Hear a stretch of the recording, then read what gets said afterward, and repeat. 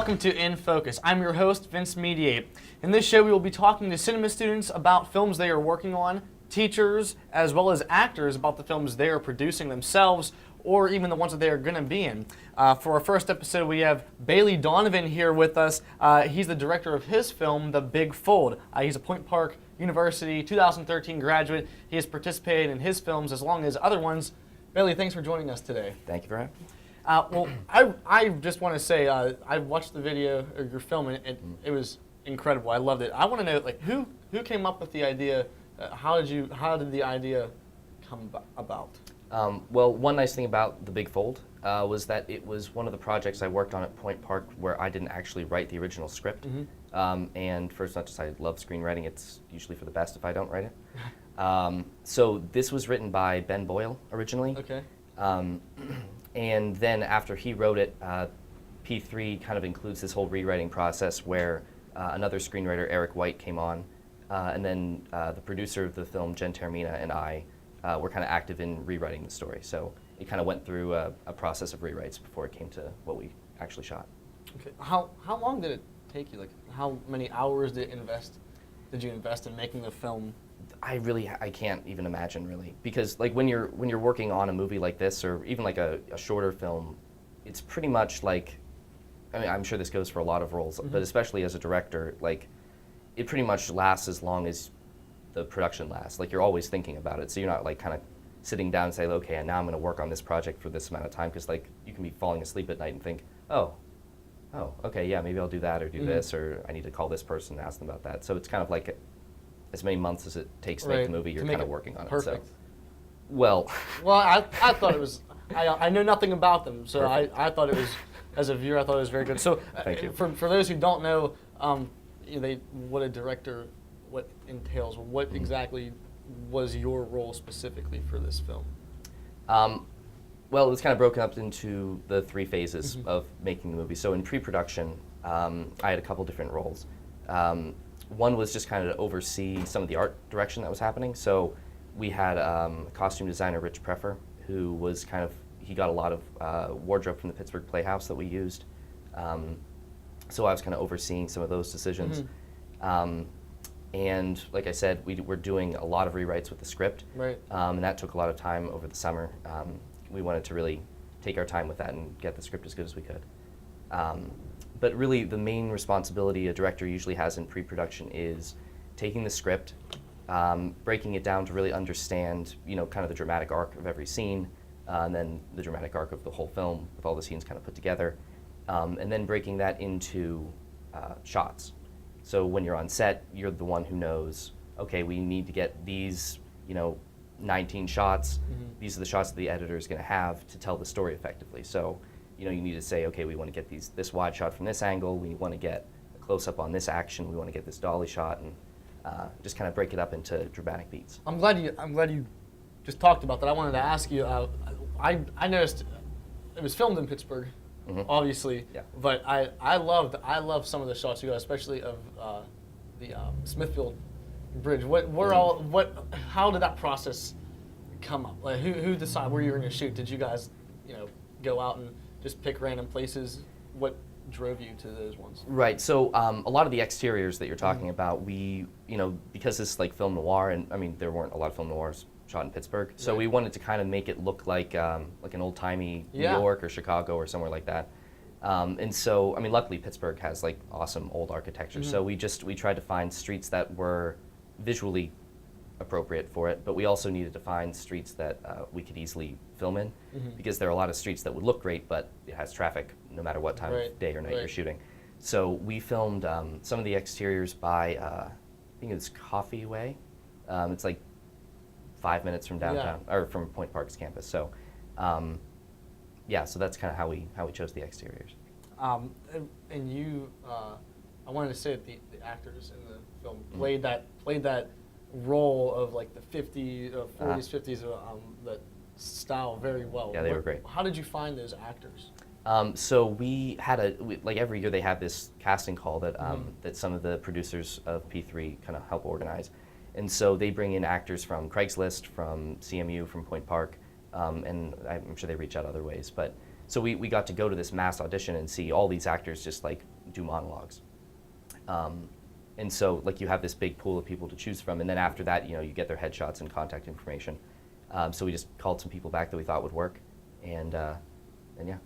This is first try? The first people you called, did they auditions? Did they? Sometimes yes and sometimes no. Some of the characters we called back for one character, and then we ended up casting somebody else as the character we called them back for, but we did end up casting them as something. So it was, even if we didn't cast them as the thing we thought we would, it was nice to see them again. Well, did you where did this film go? Did you send it to festivals? Mm-hmm. Was there anywhere? Can you tell me a little bit about that? Yeah, we submitted to, I don't remember how many festivals. It was kind of a collaboration of how many we actually sent it out to. We didn't get into very many at all.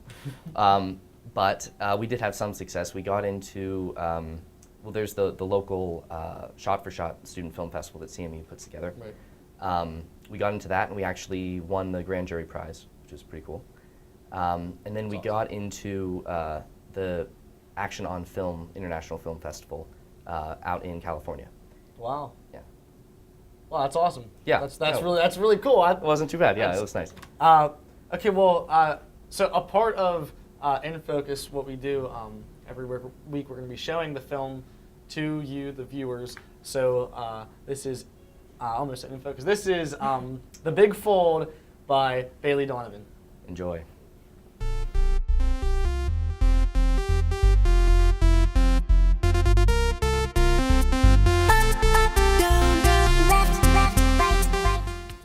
Wow, I loved it. I loved it. Thank you. I thought that was a great. Whenever I watched it myself for the first time, I thought that was such a good film.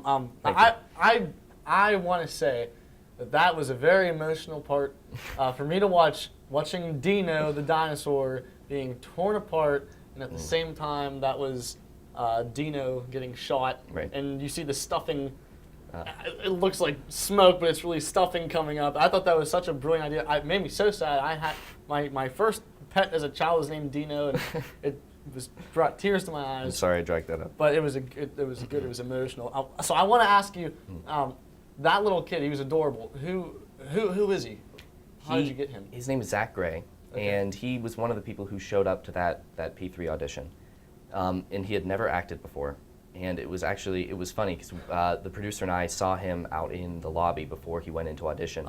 And we're like, oh, this is perfect because we need a kid, and we knew this was going to be tough. So we're like, well, let's talk to him. And he was just the funniest and most open person at the audition that we talked to. So we're like, okay, well, let's see how he does. And so he went up to audition, and his mom had given him and his brother, who also auditioned, just a piece of paper with a poem written on it.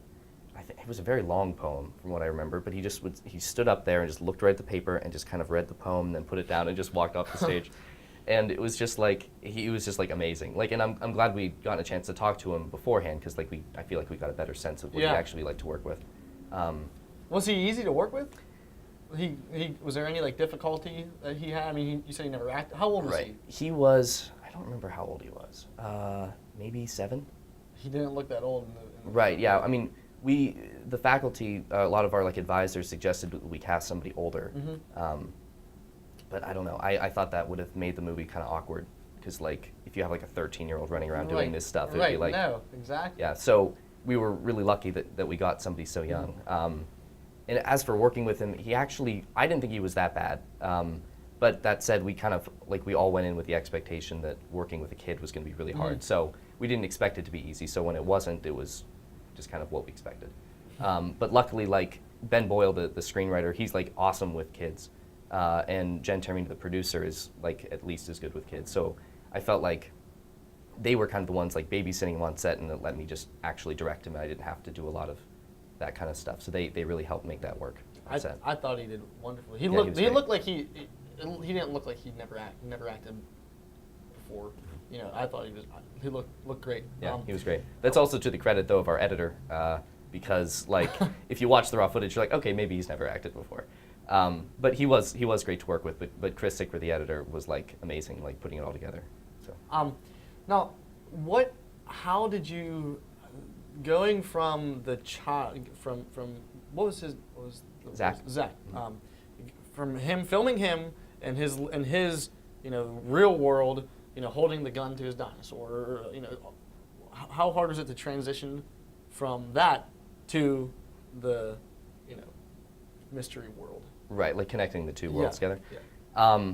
It was just fun, really, because like that was something that in the screenwriting process we're like, oh, we got to do this and then we got to do that, and so it was just most of it was a matter of looking at the shot from the one scene and just trying to match up the scale of it, or make sure the characters are in the right spot, so when we do that cut, it's not like disorienting. I think the one cut at the beginning, like the first transition shot, was one that we had planned on doing differently, and that's one regret I have about it, is I wish we'd covered that a little better.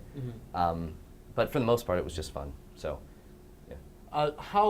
You had another film that you did a few years ago. It was it's called Thomas's Promises. It's right here, and the 2011 Cinema Showcase.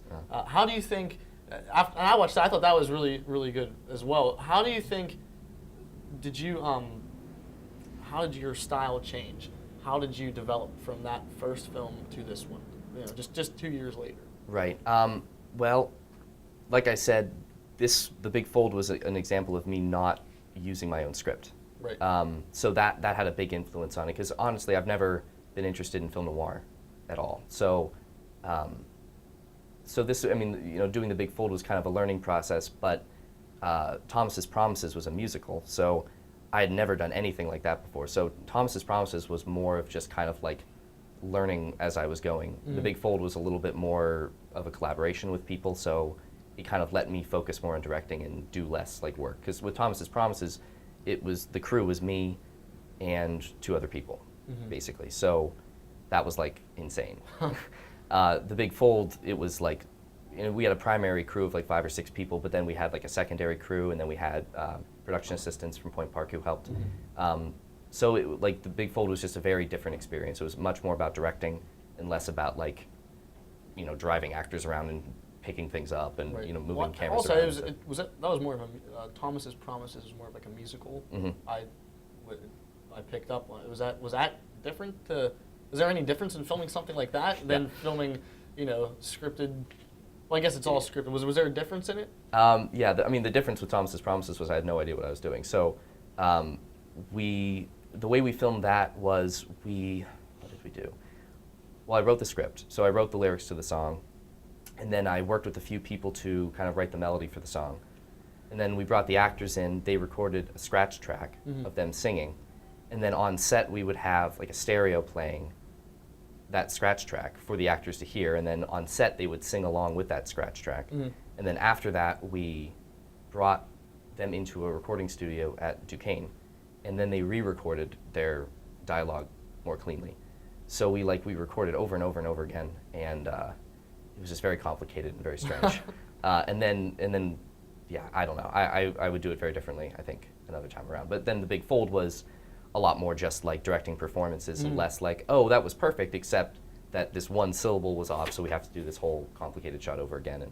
And it felt a lot more like making a movie as opposed to like making up stuff as you go along. I wanted to ask you earlier when I mentioned the actors in this Thomas's Promises and The Big Fold. I noticed in the credits, was that did you have family in that?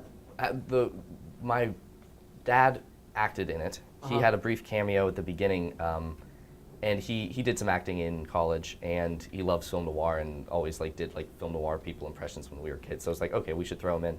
And he's like the guy at the beginning who shoots the guy in the film noir movie the kid's watching. And then the rest of the people in the credits, they weren't acting in it. They were just we used my grandma's house as the exterior for the kid's house. And then the interior of the kid's house was my mom's house that I grew up in. So, we gave a special thanks to them. And then my brother, who I collaborate with a lot, he just helped in whatever way he could, just driving people around and, helping me think things through when I was tired and That's things great. like that. Yeah. Your family will do that for you to help your vision come to life. Yeah. So what can we expect next from Bailey? As far as directing goes, over the summer I shot a web series that I co-wrote and directed. It's about 2 cyborgs who are confused about the human experience. It's very intellectual, but it's supposed to be funny. And I'm hoping to shoot a feature this summer. But the thing that's coming up soonest is, I didn't direct this, but Ben Boyle, the original writer of The Big Fold, he is shooting, and he wrote a P4 that's coming out called Rage. It's directed by Ryan Boozle. Wow. And I'm the assistant director on that, and it's going to be very, very cool. So definitely check it out. Maybe we'll have you back on this show to do it. You should have one of them on. I just kind of like, I'm just the person on set, like making sure things are moving. So Well, maybe in the future, maybe we'll have more than one person on the show. You never Sure, know. sure. Well, thank you very much, Bailey, for being here with us today. Yeah, thank you. It was great. Bailey Donovan, his film, well, 2 films. We have The Big Fold and then Thomas's Promises. You can check that one out also. Please join us here again next week on In Focus. We have another director coming up, and he will tell you, well, he won't tell you who it is. You'll have to tune in and find out. Thanks for joining us. See ya.